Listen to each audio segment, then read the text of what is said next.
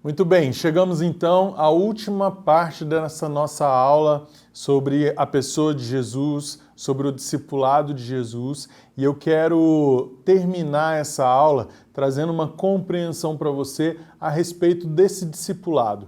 Como é a interligação entre o discipulado e a pessoa de Jesus? Como que nós nos conectamos com alguém? Imagine comigo, quando você se torna empático à situação de uma pessoa, o que acontece? Quanto mais empático você é em relação a alguém, mais sentir as necessidades, sentir as dores, sentir as importâncias que aquela pessoa sente, mais você vai ter habilidade e capacidade de fazer isso.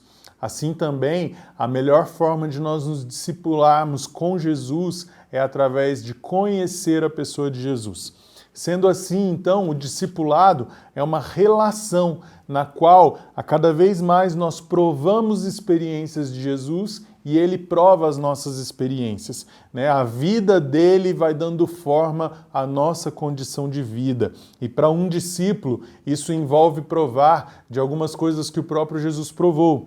Por exemplo, a encarnação, a transfiguração, a crucificação e a ressurreição. E dadas essas 4 situações que Jesus viveu, essas 4 características ligadas à pessoa de Jesus, eu queria destrinchar um pouquinho delas para a gente entender o nível de relacionamento, o nível de discipulado que a gente precisa alcançar com a pessoa de Jesus. Então, a encarnação. O que é a encarnação? Deus se tornar humano, a palavra, o verbo se fazer carne e habitar entre nós. É isso que a Bíblia fala a respeito da encarnação de Deus. Deus, em Jesus, passou pela experiência de trabalhar, de se alimentar, de viver, de andar, de estudar, de experimentar da realidade da vida do ser humano. Né? Como um Deus, ele pode ser empático às nossas necessidades, como um Deus pode saber, por exemplo, o que é insônia, quais são as minhas dores, os meus medos, os meus pesadelos, se ele não passou por essa realidade, se ele não experimentou essa realidade. Então a encarnação é a identificação, é a forma de Deus se identificar conosco, né? E nos chamar para também fazer o mesmo com ele, de nós nos identificarmos com a deidade dele, né? Estarmos cada vez mais prontos para sermos feitos segundo a imagem e a glória que ele colocou em nós. Então, nos identificarmos com Jesus e permitirmos que ele se identifique conosco. Esse é o primeiro ponto, a encarnação, né? E da mesma forma, como a gente se identifica com Jesus? O próprio Jesus deixou isso bem claro.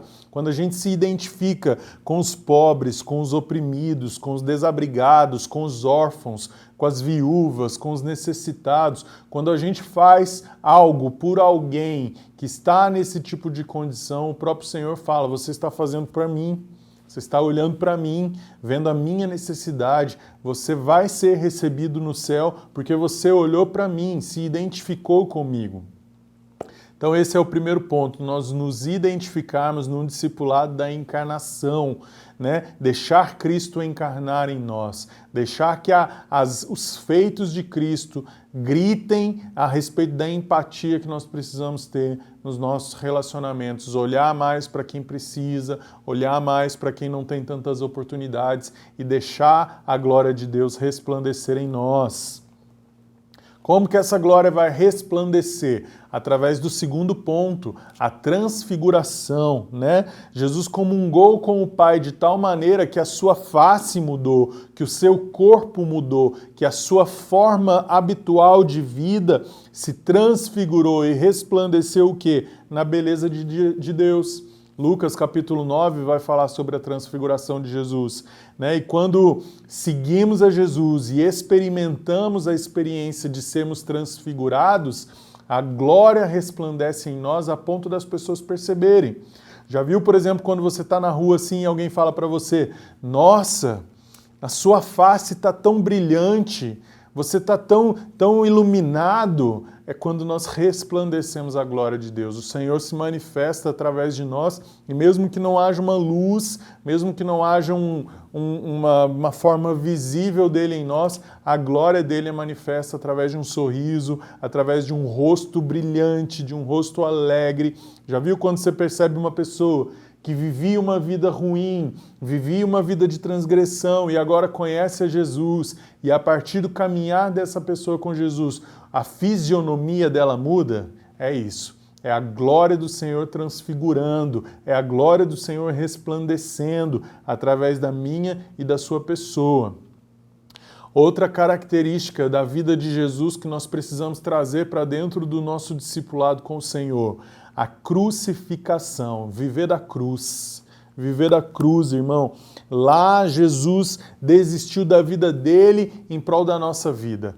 Lá na cruz, Jesus amou mais ao outro do que a ele próprio. Lá Jesus escolheu estar afastado de Deus em prol do nosso relacionamento com Deus, em prol de ser uma ponte, de ser um acesso ao nosso relacionamento com Deus. Então, à medida que nós nos tornamos mais parecidos com Jesus, nós vamos experimentando também da morte dele na cruz. E experimentar da morte de Jesus na cruz, carregar essa cruz, é uma experiência de viver sempre permitindo que por meio da morte se produza vida. Que por meio do martírio, por meio da escolha de priorizar o outro, de priorizar a morte dos meus desejos, a morte da minha carne, o outro seja valorizado, o outro seja resplandecido, e com a morte das minhas vontades, alguém seja alcançado. Né? Longe disso parecer de alguma forma um martírio ou um suicídio, de forma alguma. Entenda isso. Viver da cruz é viver escolhendo morrer para aquilo que te afasta de Cristo. Se algo te afasta de Cristo, é isso que você precisa morrer para aquilo. É para isso que você precisa morrer, é dessa circunstância que você precisa morrer. Então a crucificação também, a nossa morte, tomar a nossa cruz e seguir a Cristo, também faz parte do discipulado que nós temos com ele. E por último, e não menor, claro, depois da crucificação, a ressurreição. O que é a ressurreição para nós, discípulos? A ressurreição, conforme Efésios 1,19 vai dizer, a ressurreição nós já provamos o senhorio de Cristo e agora vamos refletir a glória manifesta no senhorio dele. Permitir que o poder dele trabalhe em nós, permitir que aquilo que antes determinava caminhos de morte, agora comece a gerar caminhos de vida. Ressurreição em Cristo gera em nós uma esperança que antes estava morta, gera em nós uma consciência de mudança que antes não se via e nem se podia ver mais. Caminhar com Cristo vai nos levar a esses 4 ambientes.